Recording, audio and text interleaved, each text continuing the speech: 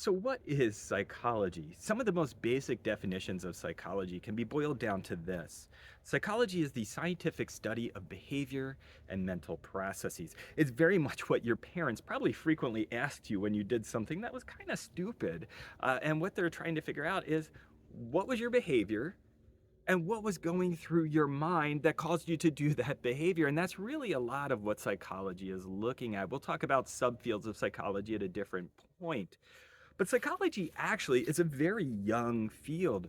We only began around 1879 when this individual named Wilhelm Wundt in Germany set up the first psychological lab. Now, Wilhelm Wundt is known as the father of experimental psychology. And what Wundt had was this idea of structuralism. And what he wanted to figure out is what is the structure of the mind?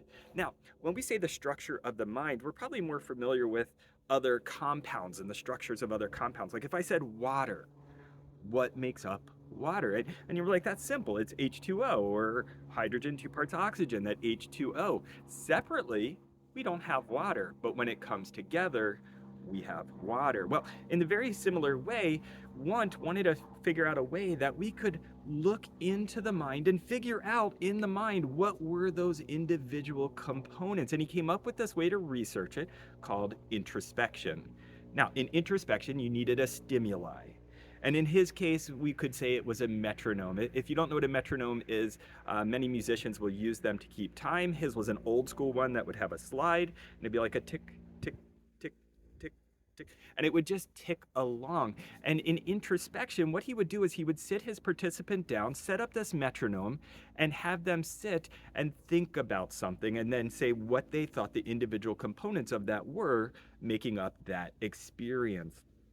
For an example, we could go through and I could sit the person down and they would sit there and you'd have this ticking and I'm like, okay, I want you to think about anger. What two things or multiple things come together, what individual compounds come together in your mind to form this thing called anger? For me, I'd be like the stupid ticking, but he'd want you to go a little bit further. And what he would do is you would sit there and you might be like, I think it is a little bit of frustration and maybe a little bit of annoyance. Now, what do you think the chances are of multiple people saying the exact same thing?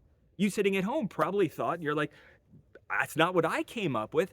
And do you see how structuralism was almost doomed to fail?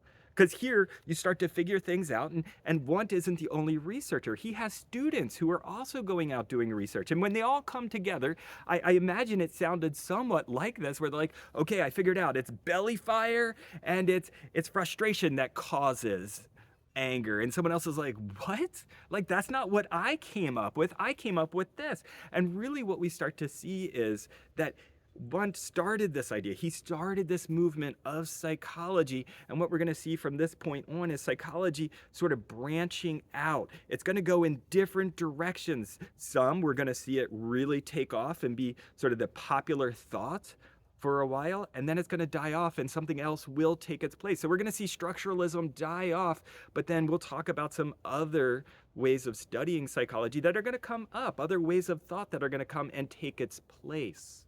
So that's where we're going to move forward too.